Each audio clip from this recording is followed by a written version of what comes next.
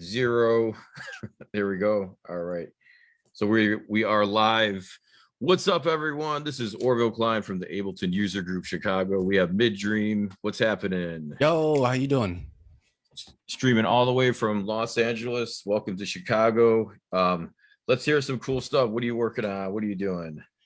So I'm running this Ableton rig, right? And a lot of it is it's the idea of action economy. You know, how little can you do to create to fully express your idea that's internalized and like get it out to the audience. So the idea is every time you have an idea that you like to express, every technical boundary that you come across subsequently waters down. It like dilutes your ideas, and by the time you're 20 minutes later after you've had this idea, it's like, okay, well, the idea is kind of like this. Let's see what we're working with. So the more that we can take those 20-minute segments of getting an idea out and taking that down to like 1 second, the more we can express more fully. And I have a bunch of Max for Live machines here that I've built and developed myself. They're on my Patreon. Anybody who comes in tomorrow for the workshop will be getting everything that I do for free, alongside like 60 tracks worth of like samples and stems that are all organized by BPM and key signature. I've got like sample stuff that like touch sample thing. Like this is an instrument I built. It's super fun to play with.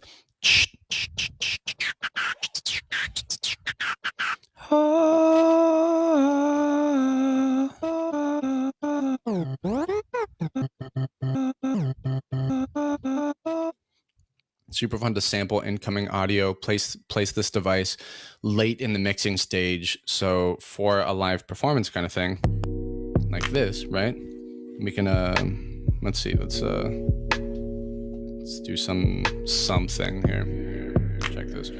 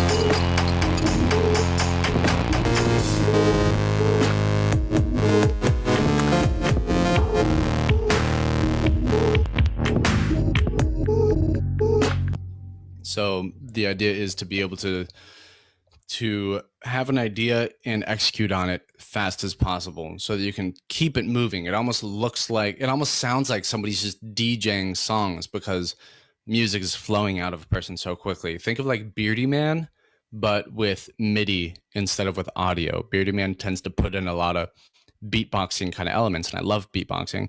I kind of developed my system around similar ideas, but with MIDI instead of with audio. So a lot of my fundamental morphing of these variables is at the MIDI stage before we become audio. So it's a lot of fun. And tomorrow's presentation is gonna rock. Everything that you see happening here, I'm gonna give you for free, and you're gonna love it. Can we see a little bit of what it looks like inside of Live, the software side, now that we've seen some hardware performance?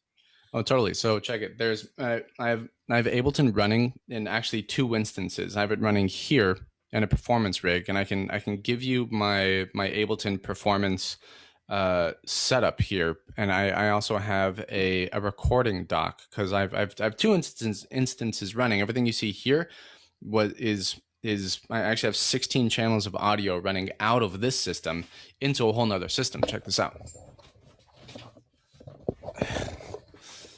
And view docs scenes, give it to me. That's what I'm talking about. All right. So over here, this is actually where I do all my recording. So from the other place where I do my performing, I actually don't record and perform in the same Ableton instance. I find when Ableton is in record mode, it some features become available and some features become unavailable. And in terms of like scratch boarding and getting a bunch of ideas out, I never hit the record button on my my actual performance rig. I record over here, and I'm recording 16 channel multi-channel recording to put all of my audio and all of my MIDI. I record, see how many channels of MIDI do I record? Like 6. I record 6 channels of MIDI and 16 channels of audio from the actual rig that you saw me on one moment ago. And it's all recorded here so that as soon as I'm done performing everything I just did, if I should have clicked record, I wasn't even thinking. I'm like, people on Facebook, let's go. But if I'd clicked record here, you'd see 16 tracks of audio and 6 tracks of MIDI that all tell me what I was doing for all of that. So I then have all of my pieces separated, percussion, vocals, all these things. And I can chop out my favorite 3 minutes and be like, there's a song, I'm going to put it out right now and not even think twice about it. Or I can go in and go, okay, I did this stuff. I want to recreate it. I want to change these parts. I have all the MIDI that I did to create those parts. I have all the patches that I have written down, and it makes it very, very easy to be like, okay, I can essentially do. I've written an album in a day. You know, I mean, wow. It takes like a week to like mix and master just because it's like I'd like it to sound like real nice. You know. Is this 2 separate computers with both instances, or yeah?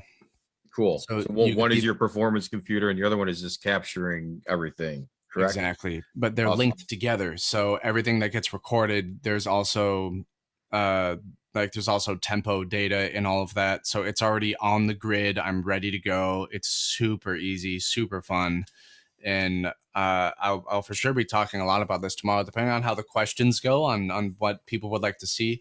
We can go into, performance techniques, or we can go into recording techniques for ways to make it easier so that you can express quickly without having to think too much about any of the consequences of that. You just go, and everything is where it should be when you like pull your head out of like the zone. It's like, oh, and here's all the stuff ready for me. Okay, I just went into it for like 20 minutes and I came out and there are 2 songs in this jam and I just mixed between them. This is great. Let's go. And it's a great time.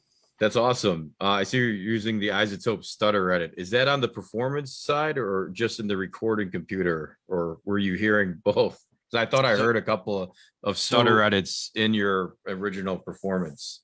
Yeah, you hear it, the audience hears it, and I hear it from the rig, but I record the audio into here before, like my output is before it reaches stutter edit on the performance rig, and I record all of the notes that I use to trigger stutter edit at the same time. So the audio here is raw without the stutter edit applied, but there are instances of stutter edit in here, and I have the notes that I was pressing to trigger stutter edit, so I can recreate what if I'd like to change it a little bit. I can totally do that, and I'm good to go. Awesome. That's great. Super fun. And do you take this? You mentioned that you had your rig, you brought it out to do some remote recording, you set up some stuff. You I guess you also do live sound for motion pictures and stuff like that, capturing. Yes, sir. And so do you perform live shows? I guess have you done like live PAs or performances with the same exact rig, or is that a little bit different?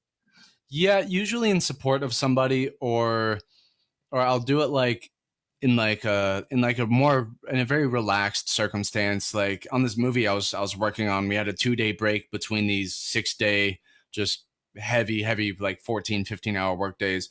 And on this 2-day break, I just took this out because here, check it. All right, one quick moment. View docs scenes, boom, and then view docs scenes. All right, so check it out. This guy, as you can see, I have the APC up vertically, right? And over here, I have a sound card, my Fireface 400. This is actually a computer. I have the Intel NUC right here, serving as my computer. And that's running Ableton, and it's connected to this iPad right here, and Ableton's on here. I usually don't look at Ableton when I'm performing, though. I never look at Ableton. I'm looking at Touch OSC.